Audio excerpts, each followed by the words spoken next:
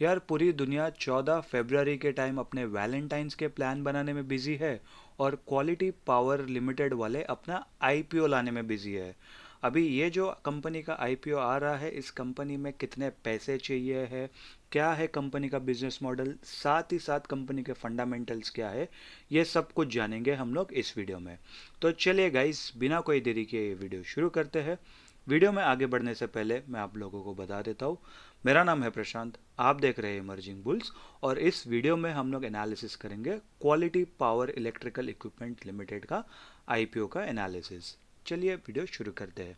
तो जैसे कि आप सभी लोगों को ऑलरेडी पता है, मैंने इस वीडियो के स्टार्ट में ही कहा कि आईपीओ शुरू होगा 14 फरवरी यानी वैलेंटाइंस के दिन, और ये आईपीओ चलेगा 18 फरवरी तक। और अलॉटमेंट इधर टेंटेटिव अलॉटमेंट लिखा गया है, यानी कि 19 फरवरी के दिन के आसपास ये अलॉटमेंट मिल जानी चाहिए। और जिस जिसको अलॉटमेंट मिली है उसके डीमैट अकाउंट में 20 तारीख के दिन अलॉटमेंट आ जाएगा, यानी कि शेयर्स अकाउंट में आ जाएंगे उन लोग के डीमैट में। और जिस जिसको अलॉटमेंट नहीं मिली है वो 20 फरवरी के दिन ही उन लोग का जो रिफंड का जो प्रोसेस है वो शुरू हो जाएगा। और जो लिस्टिंग है वो 21 को हो जाएगी। और इधर भी टेंटेटिव लिस्टिंग दिया है, टेंटेटिव यानी कि श्योर नहीं है। ठीक है। फेस वैल्यू की बात करेंगे तो 10 रुपये की फेस वैल्यू पर है ये शेयर, और 401 से 425 का प्राइस बैंड है। तो अगर अप्लाई करना है तो 425 पर ही अप्लाई करेंगे, या तो फिर जो कट ऑफ प्राइस का आपके जो ब्रोकर पे चेक बॉक्स होता है उस चेक बॉक्स पे आप क्लिक कर सकते हो। 26 शेयर्स का एक लॉट बनाया गया है यहाँ पर। और जो टोटल इशू साइज है वो है लगभग 860 करोड़, जिसमें से 225 करोड़ सिर्फ फ्रेश इशू है और 633 करोड़ जो है ऑफर फॉर सेल। यानी कि मोटा मोटी अगर हम लोग देखेंगे तो 70% जो अपना प्रमोटर्स है वो अपना माल बेच के जा रहे हैं, 30% का जो पैसा है वो जाएगा कंपनी के पास। एक्चुअली 30% भी नहीं है, उससे भी थोड़ा सा कम है। मतलब ये रेशियो अगर हम लोग देखेंगे तो 25-75 का रेशियो है, जो कि काफ़ी ज़्यादा बुरा रेशियो है। लेकिन इसके पहले हम लोग ने एजैक्स का एनालिसिस करा था जिसपे 100% ओ था। और उसके बाद हम लोग ने हेक्सावेयर का भी करा था, उसके अंदर भी 100% ओ था। लेकिन वो आई भी अच्छे थे। तो सिर्फ और सिर्फ प्रमोट या फ्रेश इशू और जो ओ के रेशियो के हिसाब से हम लोग इसको यह नहीं बोल सकते कि कंपनी पूरी बेकार है। ठीक है। सिर्फ जो लिस्टिंग का तरीका है वो मुझे थोड़ा इतना पसंद नहीं आया। चलिए अब हम लोग कोटा की बात कर लेते हैं। क्यू को मिला है 75% का कोटा, रिटेल के पास 10% है और के पास 15% है। ऐसा क्यों? आइडली ऐसा कब होता है? जब या तो कंपनी लॉस मेकिंग हो, या तो फिर कोई भी कुछ सेबी का क्राइटेरिया कुछ मेट नहीं हुआ रहेगा, तो तब जाके रिटेल वालों को सिर्फ 10% का कोटा मिलता है। तो आप रिटेल में मैक्सिमम आप 2 लाख के नीचे के एप्लीकेशन लगा सकते हो, जिसके लिए आप मैक्सिमम 18 लॉट्स आप एक एक मतलब एक टाइम पे अप्लाई कर सकते हो। जैसे ही आपकी एप्लीकेशन 2 लाख के ऊपर हो जाएगी तो आप एच कैटेगरी में आ जाओगे।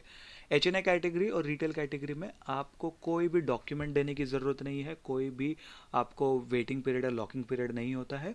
जैसे ही आपको अलॉटमेंट मिला और जब स्टॉक एक्सचेंज पे स्टॉक लिस्ट हो जाता है 10 बजे, उसके 1 मिनट बाद भी आप शेयर बेच सकते हो, कोई भी दिक्कत नहीं। आपको आधा बेचना है आधा बेचो, पूरा बेचना है पूरा बेचो। ठीक है। अभी अच्छी बात क्या है, कंपनी अभी प्री इशू यानी कि आईपीओ के पहले पूरी की पूरी 100% होल्डिंग्स प्रमोटर के पास ही है। और ये मतलब ये लोग के स्टॉक्स बेचने के बाद 74% के जस्ट नीचे आ जाएगी। तो ये काफ़ी ज़्यादा एक मतलब आई गेस इसके वजह से ही वो लोग को कहीं ना कहीं ये लोग के अपने शेयर्स भी बेचने पड़ रहे हैं ओएफएस के थ्रू, ताकि ये लोग का जो क्राइटेरिया है सेबी के क्राइटेरिया के हिसाब से 74 के नीचे अपनी होल्डिंग्स आ जाएगी प्रमोटर की। चलिए कंपनी के डिटेल्स के बारे में जान लेते हैं कि कंपनी कब शुरू हुई है और कौन सा बिजनेस मॉडल में है। अभी कंपनी का अगर हम लोग एनालिसिस करते वक्त ये देखेंगे कि 2001 में कंपनी शुरू हुई है। और ये क्या करती है? Engaged in the business of energy transition equipment and power technologies. तो डेफिनेटली ये तो पता चल गया कि एनर्जी सेक्टर में है ये company. Company provides high voltage electrical equipment and solution for grid connectivity and energy transition, specialising in power products across generation, transmission, distribution and automation sectors. Company manufactures critical high voltage equipment for high voltage direct current and flexible AC transmission systems. Facts. Enabling energy transition from renewable sources of to power grids. ठीक है। तो basically मोटा मोटी ये लोग energy sector में है। ये लोग जो भी ये लोग का जनरेटर सर्विस और सब हाई वोल्टेज सर्विस और सब ये लोग प्रोवाइड करते हैं। 20 साल से ये लोग मार्केट में है। ये लोग reactors, transformers, converters, grid interconnection वो सब ऑफर करते हैं, ठीक है। इतना तो हम लोगों को समझ में आ गया। Company operates manufacturing facility in Sangli Maharashtra and Aluva Kerala. तो दो फैसिलिटी ये लोग की, केरला में, एक महाराष्ट्र में। It acquired 51% of Endox, a Turkey based subsidiary with design assembly and project management capabilities. तो ये काफ़ी ज़्यादा एक अच्छा है कि ये लोग ने एक एंडॉक्स करके कंपनी है टर्की की, उधर उसमें ये लोग ने 51% का ये लोग ने स्टेक्स ले लिया है। यानी कि अभी कहीं ना कहीं कंपनी, वो उस कंपनी में कुछ भी चेंजेस रहेगा तो ये लोग बोर्ड ऑफ डायरेक्टर की सीट पर रहेंगे और ये लोग का प्रॉपर ये लोग के पास राइट्स है कंपनी में कुछ भी चेंजेस करने का। तो यहाँ पर ये लोग का जो ये बोलते हैं ना हम लोग को, इंटर पार्टी, वो सब कुछ भी हो सकता है, क्या कहते हैं, डिज़ाइनिंग, असेंबली, प्रोजेक्ट मैनेजमेंट, ये सब कंपनी की कैपेबिलिटीज है जो इंडॉक्स की। तो इस कंपनी को यानी कि क्वालिटी पावर को डेफिनेटली हेल्प मिल सकती है इंडॉक्स की तरफ से, कि भाई मतलब ये लोग के डिज़ाइनिंग और सब में स्पेशलिटी है, तो ये लोग अपने प्रोडक्ट्स को और थोड़ा सा अच्छे से लोग इफेक्टिव बना सकते हैं और एफिशिएंट बना सकते हैं। प्रोडक्ट पोर्टफोलियो में क्या है, उसके पहले हम लोग ये देख लेते हैं। मार्च 31st 2024 company had 210 customers including power utilities, power industries and renewable energy entities. Entities यानी कि कंपनीज होती है। ये लोग के प्रोडक्ट पोर्टफोलियो में पावर प्रोडक्ट है और पावर क्वालिटी सिस्टम्स है। प्रोडक्ट्स में क्या आ गया, reactors, line traps, transformers, instrument transformers, line tuners, metal enclosed capacitor, bank composites, ठीक है। सिस्टम्स में क्या आ गया, लोग के V A R कंपेंसेटर्स, स्टैटकॉम्स, harmonics filters, capacitor banks और शंट रिएक्टर्स, ठीक है। टू बी ऑनेस्ट इसका मेरे को कुछ भी टेक्निकल डिटेल्स नहीं मालूम है।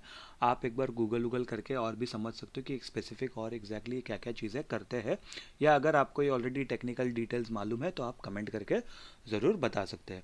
As of March 31st 2024 the company has 163 full time employees and 372 contractual workers. तो 163 लोग के फुल टाइम एम्प्लॉयज़ है और कॉन्ट्रैक्चुअल वर्कर्स यानी कि पार्ट टाइम बेसिस पे, या जब भी वो लोग को ज़रूरत पड़ेगी तभी ही वो लोग उन वर्कर्स को मतलब हायर करके जो भी पेमेंट करते हैं। ये काफ़ी ज़्यादा अच्छी बात हो जाती है क्योंकि आपको जो फिक्स्ड कॉस्ट है वो सिर्फ 163 एम्प्लॉयज़ का है, और ये कभी ना कभी ये वेरिएबल कॉस्ट है, क्योंकि ज़रूरी नहीं है आप जब कॉन्ट्रैक्ट पे लोगे तो पूरे के पूरे 372 एम्प्लॉयज़ लोग को एक साथ आप कॉन्ट्रैक्ट दोगे। हो सकता है कि आपको सिर्फ 100 या 150 लोगों की ज़रूरत है, तो तभी आपसे उन 100-150 लोगों से ही काम चला लोगे, ठीक है। ये जो कॉम्पिटिटिव स्ट्रेंथ है आप ये खुद जाके रीड कर लेना, ठीक है। आइडियली तो ये सब भी कंपनी में वही रहता है कि हम लोग का डाइवर्सिफाइड है, ग्लोबल लीडर है, मैनेजमेंट टीम अच्छी है, वो सब आप खुद एक बार पढ़ लेना। हम लोग मुद्दे की बात करते हैं, हम लोग एक काम करते हैं, फिर कंपनी के फाइनेंशियल्स देख लेते हैं, इससे हम लोग को पूरी पिक्चर क्लियर हो जाएगी। यहाँ पर full year, full year, full year, और यहाँ पर अभी तक सिर्फ सितंबर का डेटा आ रहा है। फरवरी का आधा मंथ खत्म हो गया ऑलमोस्ट, और अभी भी हम लोग को सिर्फ सितंबर का डेटा आ रहा है। ये काफ़ी ज़्यादा गलत बात है। हम लोग को कम से कम दिसंबर का डेटा तो मिल जाना चाहिए था, ठीक है। एसेट्स की बात करेंगे तो 250 करोड़ के एसेट्स थे, जंप होकर 312 करोड़ के एसेट्स हो गए, 60 करोड़ के आसपास का जंप आया है। उसके बाद 360 करोड़ के एसेट्स हो गए, और उसके बाद 400 करोड़ के एसेट्स हो गए 2 ही क्वार्टर में। तो एसेट्स में तो अच्छी खासी ग्रोथ आती हुई दिख रही है यहाँ पर। क्वार्टर ऑन क्वार्टर मतलब ये लोग 25-30 करोड़ के एसेट्स तो जोड़ रहे हैं। रेवेन्यू की बात करेंगे तो 211 करोड़ का रेवेन्यू था, फिर बढ़कर 273 करोड़ का रेवेन्यू हो गया, यानी कि मोटा मोटी 30% के आसपास का जंप आया है इधर। फिर उसके बाद बढ़कर 330 करोड़ का रेवेन्यू हो गया, यहाँ पर भी मोटा मोटी 20% के आसपास का जंप आया है, और ये 2 क्वार्टर में 180 करोड़ हो गया। अगर इसको मैं इंटू 2 में भी करूँ तो 365 करोड़ के आसपास का यहाँ पर रेवेन्यू हो रहा है, यानी कि इसमें भी 10% का जंप तो दिख रहा है। तो ईयर ऑन ईयर रेवेन्यू अगर हम लोग देखेंगे तो 10-12% तो ऑन एन एवरेज है ही है, ठीक है। प्रॉफिट आफ्टर टैक्स की बात करेंगे तो यहाँ पर 211 करोड़ की सेल पर 42 करोड़ का प्रॉफिट था, यानी कि 20% का प्रॉफिट। यहाँ पर 273 करोड़ पे 40 करोड़ का प्रॉफिट था, यानी कि मोटा मोटी यहाँ पर भी कुछ 15-17% का प्रॉफिट है आराम से। 330 करोड़ पे 55 करोड़ का प्रॉफिट, यहाँ पर भी कुछ 16% का प्रॉफिट है, और यहाँ पर 182 करोड़ में से 50 करोड़ के आसपास का प्रॉफिट लोग ने ऑलरेडी बुक कर दिया है, यानी कि यहाँ पर ऑलमोस्ट 28 से 30% के आसपास का प्रॉफिट है। एक बात गौर करने वाली, अगर आप यहाँ पर ध्यान से देखोगे, 273 करोड़, 330 करोड़, यहाँ पर प्रॉफिट है 40 करोड़, यहाँ पर 55 करोड़। यहाँ पर आधे साल में ही 180 करोड़ सिर्फ कमाए, लेकिन उसका प्रॉफिट मार्जिन आप देखो 50 करोड़ का, यानी कि कितना अच्छा ये लोग ने प्रॉफिट मार्जिन बढ़ाया है। तो कंपनी, क्योंकि आप देखोगे ये B2B बिजनेस में है, ठीक है, B2B बिजनेस में है, और B2B बिजनेस में मतलब 15 से 20% का प्रॉफिट मार्जिन काफ़ी ज़्यादा अच्छा है, नंबर है ये, बहुत ही अच्छा नंबर है। हम लोग ने एक्चुअली एजैक्स और हेक्सावेयर में भी देखा था कि B2B बिजनेस होने के बावजूद भी वो लोग भी अपना प्रॉफिट मार्जिन अच्छा मेंटेन कर रहे थे। तो ये काफ़ी ज़्यादा अच्छी बात है। रिजर्व्स एंड सरप्लस की बात करें तो 150 करोड़ के रिजर्व्स थे, थोड़े से रिजर्व्स बढ़ गए, 194 करोड़, 154 करोड़ के रिजर्व्स हो गए। फिर उसके बाद 162 करोड़ के रिजर्व्स हो गए और यहाँ पर 12 करोड़ के रिजर्व्स घटकर 150 करोड़ के रिजर्व्स हो गए। तो रिजर्व्स में मोटा मोटी कुछ ज़्यादा बदलाव इतना आया नहीं है। बोरोइंग्स की बात करेंगे तो 11.5 करोड़ की बोरोइंग्स थी, उसके बाद वो घटकर 10.5 करोड़ की बोरिंग हो गई, फिर से बढ़कर 38 करोड़ की बोरिंग होगी, यानी कि 28 करोड़ का जंप आया है उसके अंदर, और उसके बाद घटकर 25.5 करोड़ की बोरिंग हो गई। अभी आप यहाँ पर देखोगे, यहाँ से 12 करोड़ के रिजर्व्स कम हुए, यहाँ से 12 करोड़ की बोरिंग्स कम हो गई, 12-13 करोड़ की। तो डेफिनेटली मतलब ये लोग ने रिजर्व्स में से कहीं ना कहीं अपनी बोरिंग्स को पे आउट किया हुआ दिख रहा है यहाँ पर, जो कि काफ़ी ज़्यादा अच्छी बात है।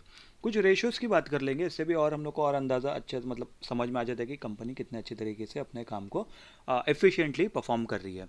अभी अगर हम लोग यहाँ पर देखेंगे, 3,300 करोड़ की कंपनी है ये, ठीक है, यानी कि स्मॉल कैप कंपनी है।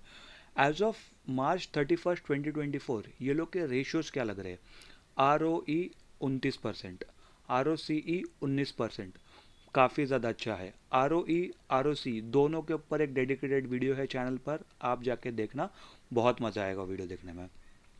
डेट टू इक्विटी रेशियो 0.20 यानी कि 0.2 का है, काफ़ी ज़्यादा अच्छा है। मैं हमेशा बोलता हूँ 0.8 के नीचे का डेट टू इक्विटी रेशियो काफ़ी काफ़ी काफ़ी ज़्यादा अच्छा होता है। Again debt to equity ratio में पे भी एक वीडियो है, आप वो जाके देख सकते हो चैनल पे। पैट मार्जिन जैसा हम लोग ने डिस्कस करा था कि 15 से 20% के बीच में यूजुअली लोग का ऑन एन एवरेज चल रहा है, और जो हम लोग ने लास्ट ईयर का देखा था 16-17% था, यहीं पर यहाँ पर भी वही दिख रहा है कि 16.74 का पैट मार्जिन है। प्राइस टू बुक वैल्यू 16.11 है, थोड़ा हाई लग रहा है।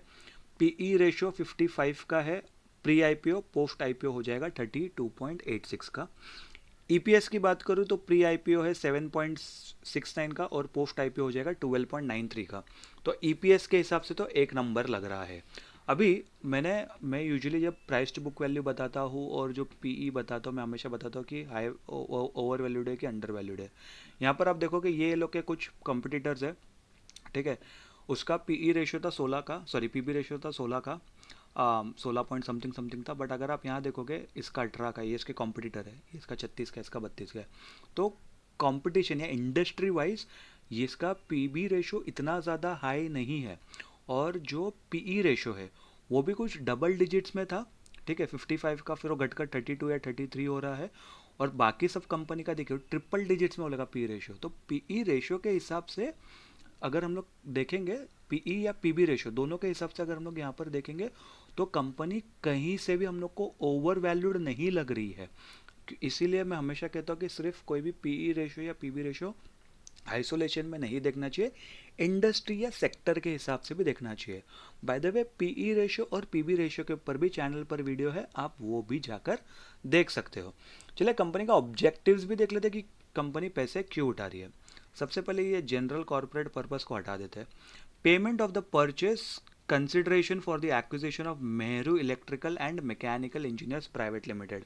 तो ये लोग ने ऑलरेडी एक टर्की की कंपनी को तो एक्वायर किया ही है 51% के स्टेक्स पे।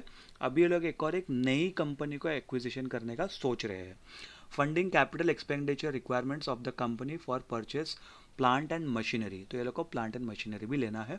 साथ ही साथ ये लोग ये भी बोल रहे हैं inorganic growth through unidentified acquisition and other strategic initiatives. तो यहाँ पर ये लोग ने एक कंपनी तो इधर आइडेंटिफाई कर लिया है कि एक्विजिशन इसको ये करना है, प्लांट एंड मशीनरी में ये लोग को करना है, और एक दूसरा अनआइडेंटिफाइड एक्विजिशन, यानी कि कंपनी ने ये तो सोची कि हम लोग एक्विजिशन तो करेंगे, लेकिन कौन सी कंपनी का एक्विजिशन करना है वो सब अभी तक ये लोग ने डिसाइड नहीं किया है। अभी मेरा कहने का सिर्फ एक ये फंडा है कि 225 करोड़ है आपके पास, 225 करोड़ में आपने एक कंपनी आपको एक्वायर करना है, उसके लिए आपके पास कम से कम 100-150 करोड़ चले जाएंगे। 25-30-40 करोड़ के आसपास की तो मशीनरी आ जाएगी, क्योंकि आप पावर सेक्टर में हो तो ये सब की मशीनरीज हैवी मशीनरीज होती है, और ये बहुत ही केपेक्स वाला बिजनेस होता है। बाकी आपके पास बचेगा लास्ट में 30-40-50 करोड़, डिपेंडिंग ऑन कि कितना स्पेंड कर पा रहे हैं आप जो भी एक्विजिशन कर रहे हैं। तो उस हिसाब से दूसरी कंपनी शायद इसलिए वो लोग को अभी तक पता नहीं है कि कौन सा दूसरी कंपनी हम लोग को इतने सस्ते दाम में मिल जाएगी, तो शायद इसीलिए वो अनआइडेंटिफाइड एक्विजिशन है। चलिए सबसे इम्पोर्टेंट बात कर लेते हैं, सबसे इम्पोर्टेंट चीज़ के बारे में जिसके लिए शायद आप ये वीडियो देख भी रहे हो, grey market premium. Grey market premium मैं हमेशा बताता हूँ कि सिर्फ और सिर्फ जीएमपी के बेसिस पे ही आईपीओ में अप्लाई करना है या नहीं करना है, ये बिल्कुल भी नहीं देखना है, क्योंकि वो चेंज होता रहता है। और आईपीओ के दिन में भी ऐसा नहीं है कि आज पॉजिटिव दिख रहा है तो लिस्टिंग गेंस मिलेंगे ही मिलेंगे। काफ़ी बार ऐसा होता है कि पॉजिटिव जीएमपी होगा तो भी लिस्टिंग गेंस नेगेटिव आ जाता है काफ़ी बार। चलिए अगर हम लोग यहाँ पर देखेंगे तो 27 रुपये का जीएमपी यहाँ पर दिख रहा है, और इसको परसेंटेज के हिसाब से देखेंगे तो लगभग 6.5% का जीएमपी दिख रहा है, जो कि काफ़ी इतना ज़्यादा बुरा नहीं है। ठीक है, तो आई होप गाइज आप लोगों को ये वीडियो पसंद आया होगा। वीडियो अगर पसंद आया होगा तो वीडियो को लाइक कर देना, चैनल को सब्सक्राइब कर देना, नोटिफिकेशन घंटी ज़रूर दबा देना, और अपने दोस्तों के साथ और अपने रिलेटिव्स के साथ ये वीडियो शेयर कर देना, और कमेंट करके ये भी बताना क्या ये आप आईपीओ में अप्लाई करने वाले हो या नहीं करने वाले हो। मैं मिलता हूँ आपसे अगले वीडियो में, तब तक के लिए गुड बाय।